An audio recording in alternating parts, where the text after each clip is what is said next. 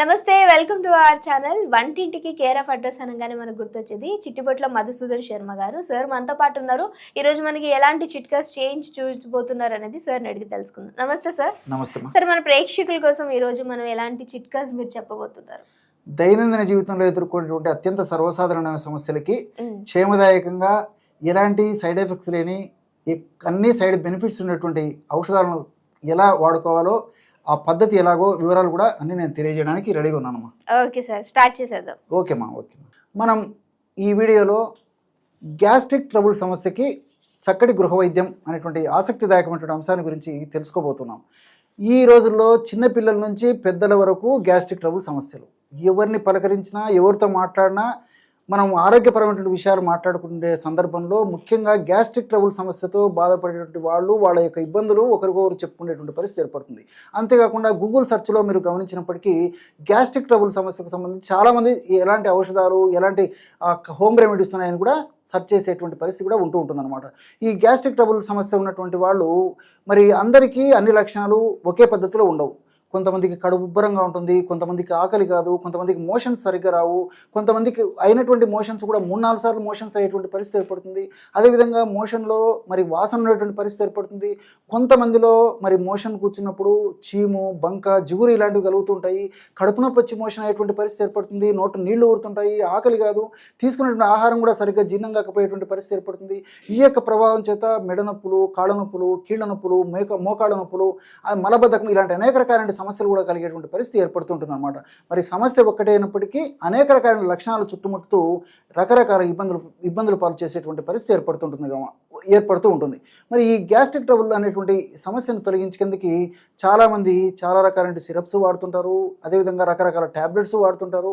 అట్లే మరి రకరకాల మరి కొంతమంది ఈ లేహ్యాలు వాడేటువంటి పరిస్థితి ఉంటుంది. కొంతమంది క్యాప్సూల్స్ వాడుతుంటారు. ఈ విధంగా రకరకాలుగా వాడుతుంటారు. అలా ఏవి కాకుండా ఆహార పదార్థాలతోనే ఒక ఔషధం తయారు చేసుకుని మనం ఆహారంలో భాగంగా ఈ యొక్క ఔషధాన్ని కూడా మనం ఈ పొళ్ళు మనం కలుపుకుంటాం కదా, ఇదే పద్ధతిలో ఆ యొక్క పొడిని కూడా కలుపుకోవడం వల్ల అనేక రకాలైనటువంటి గ్యాస్ట్రిక్ ట్రబుల్ సమస్యలు తగ్గిపోతాయి అన్నమాట. మరి ఆ యొక్క గ్యాస్ట్రిక్ ట్రబుల్ సమస్యను తగ్గించేందుకు ఆ యొక్క పౌడర్ని ఎలా తయారు చేసుకోవాలంటే బాగా నిదానంగా చూడండి, గమనించండి. ప్రతి ఒక్కరికి ఉపయోగపడేటువంటి అద్భుతమైనటువంటి ఫార్ములా ఈ ఫార్ములా. ఎలాగంటే మొట్టమొదట శొంఠిని పొడి చేసేసి ఒక 50 గ్రాములు తీసుకోండి. శొంఠి పొడి దొరికేట్లయితే శొంఠి పొడి కూడా ఒక 50 గ్రాములు తీసుకుంటే సరిపోతుంది. రెండవ పదార్థంగా ధనియాలను కాస్త వేయించేసేసి చూర్ణంలాగా తయారు చేసుకుని 25 గ్రాములు ధనియాల చూర్ణం తీసుకోండి. అట్లే మూడవ పదార్థంగా వామును కాస్త వేయించేసేసి చూర్ణంలాగా తయారు చేసుకుని వాము చూర్ణాన్ని ఒక 25 గ్రాములు తీసుకోండి. చివరగా సైంధవ లవణం. ఈ యొక్క సైంధవ లవణం గడ్డల రూపంలో మనకు మార్కెట్లో దొరుకుతుంది, పొడి రూపంలో కూడా మనకు మార్కెట్లో దొరుకుతుంది. పొడి తయారు చేసుకోవడం కూడా చాలా ఈజీ. మిక్సీలో వేస్తే చాలా త్వరగానే ఈ యొక్క చూర్ణం ఈ పద్ధతిలో తయారైపోతుంది అనమాట. ఈ సైంధవ లవణ చూర్ణము 10 నుంచి 15 గ్రాముల వరకు మాత్రమే తీసుకోండి. ఈ యొక్క 4 పదార్థాలు కలపడం వల్ల బ్రహ్మాండమైనటువంటి గ్యాస్ట్రిక్ ట్రబుల్ సమస్యను తగ్గించేందుకు ఔషధం రెడీ అయిపోతుంది. ఈ విధంగా తయారు చేసుకున్నటువంటి ఔషధాన్ని ఒక గాజు సీసాలో నిల్వ ఉంచుకొని సమస్య తీవ్రంగా ఉంటే కొన్నాళ్ల పాటు రోజు 2 సార్లు వాడుకోవచ్చు. సమస్య కొద్దిగా ఉంటే రోజు ఒక్కసారి వాడినా సరిపోతుంది. లేదంటే కొన్నాళ్ల పాటు 2 సార్లు వాడేసి సమస్య తీవ్రత తగ్గిన తర్వాత రోజు ఒక్కసారి వాడినా సరిపోతుంది.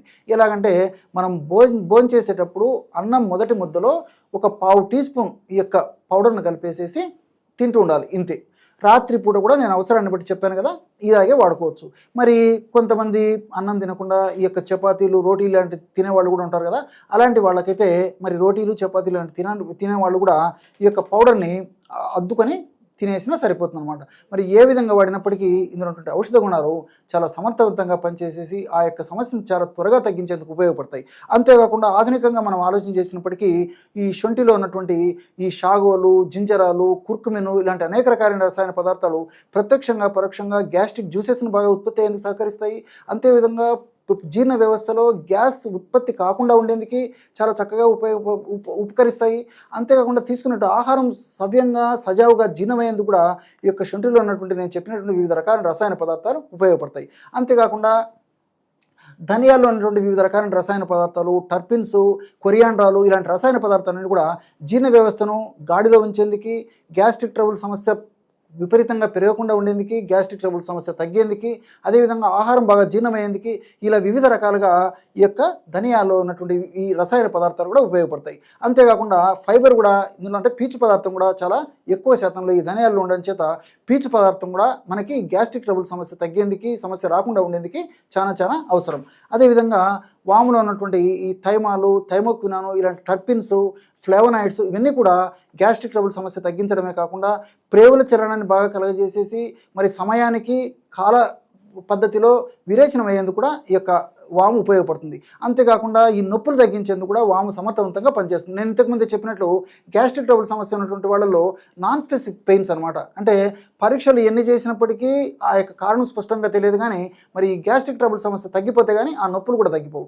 మరి ఈ వామును వాడుకోవడం వల్ల గ్యాస్ట్రిక్ సమస్య తగ్గిపోవడమే కాకుండా ఆ నొప్పులు కూడా తగ్గించేటువంటి అద్భుతమైనటువంటి శక్తి ఈ యొక్క వాముకుంది.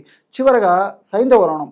ఈ సైంధవ లవణము జీర్ణశక్తిని మెరుగుపరచడమే కాకుండా, కడుపు ఉబ్బరం లక్షణాలు తగ్గించడమే కాకుండా, మోషన్ సజావుగా చేయడమే కాకుండా, ఈ యొక్క ఔషధాలు ఏవైతే మనం వాడుతామో ఆహార ఔషధాలు, ఈ యొక్క ఔషధాలు మరింత సమర్థవంతంగా శక్తివంతంగా పనిచేసేందుకు ఈ సైంధవరణం ఉపయోగపడేటువంటి పరిస్థితి ఏర్పడుతుంటుంది అనమాట.